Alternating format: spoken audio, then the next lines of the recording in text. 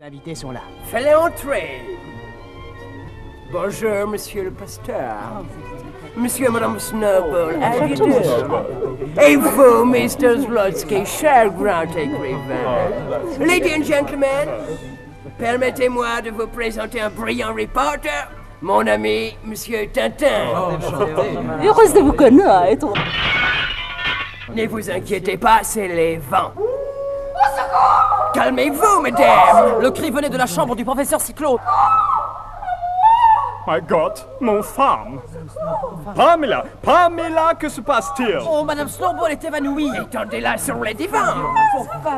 Reprenez vos esprits, cher ami, nous sommes là.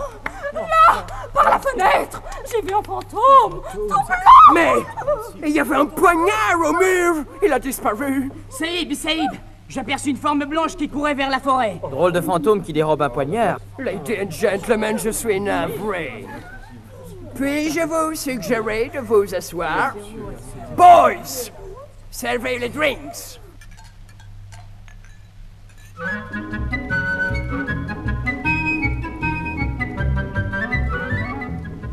Debout, Milou.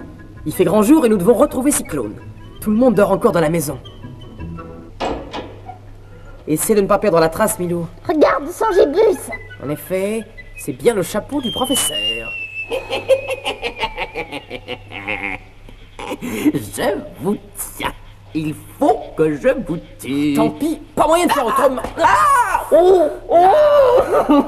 Le judo a du bon. Rendez-moi mon poignard. Rendez-moi mon poignard, je le veux. Il n'en est pas question. Mais en revanche, vous allez me dire pourquoi vous vouliez me trancher la gorge. Allons, répondez. Ce n'est pas moi. Ce sont les yeux. Les yeux? Quels yeux? Attendez, oui. Je me souviens. Oui, c'est ça. J'aime tes yeux bleus. Ramsès II, vous allez m'obéir. Oui. Vous allez immédiatement retourner à l'endroit où vous avez vu ses yeux. Compris? Oui. En route. Milou, suivons-le. Oh! Les yeux! Eh bien, Tintin est-il mort? Non, il n'a pas voulu se laisser tuer. Incapable. Il faudra donc que je me serve de l'homme qui écrit. Oh les mains! Voilà, voilà, ne tirez pas, je vous en supplie. Oh, ses yeux. Je te tiens. Même Tintin ne peut résister à mon regard magnétique. Te voilà à ma merci. Lâche ce revolver.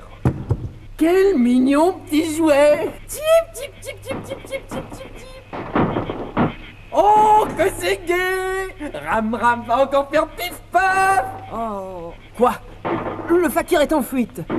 Heureusement que Cyclone a tiré.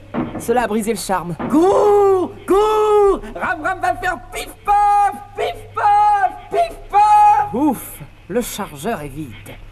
Donnez-moi ce joujou, Ramsès II, et suivez-moi. L'homme qui écrit ne peut être que Slotsky.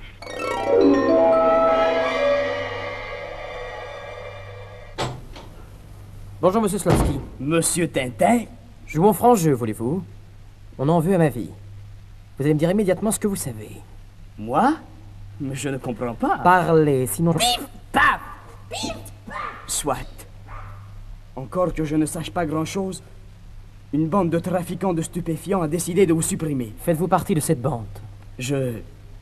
C'est-à-dire, il y a ici autour de nous des membres de cette organisation. Vous ayant reconnu, ils ont télégraphié au chef. Son nom? Surpris de vous savoir toujours en vie, il a donné l'ordre de vous abattre. Le fou devait s'en charger. C'est dans ce but qu'on l'avait hypnotisé. Pif, paf, encore! Je vois. Mais le nom du chef? Non, c'est impossible. Je ne peux pas, je n'ose pas. Si vous saviez comme il se venge de ceux qui le trahissent... Parlez, je l'exige. Il s'appelle... Oh! Il y avait quelqu'un derrière la fenêtre. Inutile. On m'a tiré une fléchette empoisonnée dans la nuque. Je vais devenir fou. Le nom du chef, vite! Trop tard. Mais parlez, bon sang! Il était une bergère. Oh, nous voilà à présent avec deux fous sur les bras.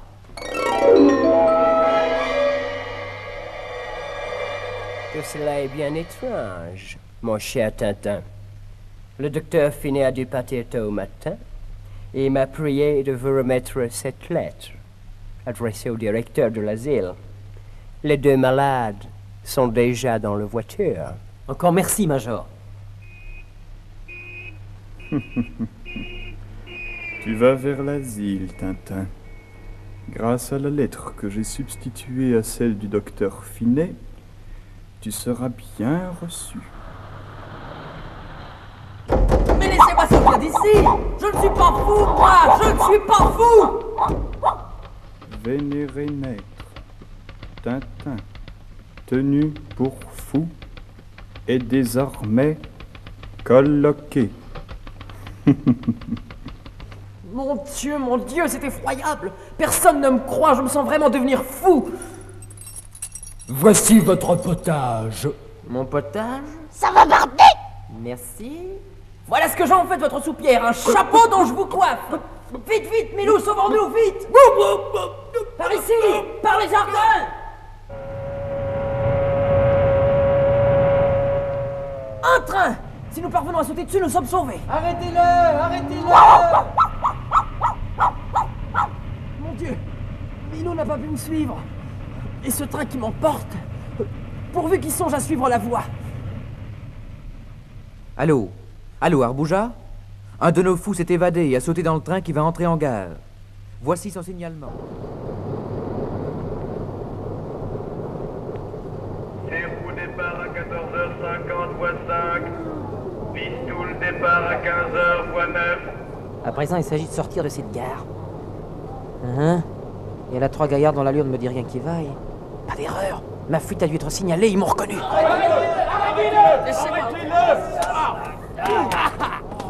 Toutes ces aventures pour finir dans une camisole de force. Oh mon pauvre Milou, si tu voyais ton maître. Allons, en route! Ça va, ne bousculez pas.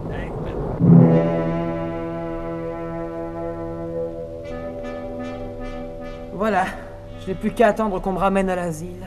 Prenons la camionnette et reconduisons-le. Ça nous fera une promenade. Bonne idée. Allons, venez. Nous y serons dans 1 heure. Et tenez-vous tranquille, hein, le cinglé. Pas plus cinglé que vous? Vous ne voudriez pas m'enlever cette camisole de force? J'ai des crampes atroces. Il est pas si fou que ça, le fou.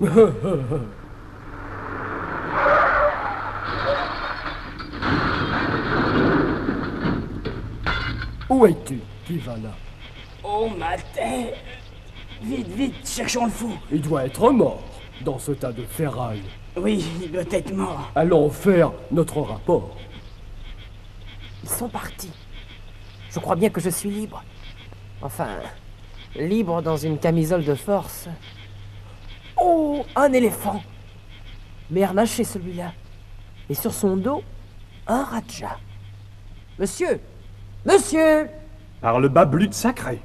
Regardez, Altesse. Pardon, monsieur. Auriez-vous l'amabilité de me délivrer de cette camisole de force? Mahala, aide ce jeune homme à monter près de moi. Voilà, Altesse. Je suis le Maharaja de Rawash Putala.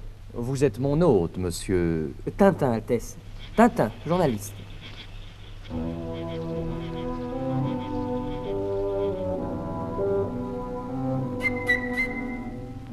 Encore un peu de vin, monsieur Tintin? Volontiers, Altesse. Je vous remercie. Par Brahma, cette musique! Personne. Je ne vois personne, c'est affreux.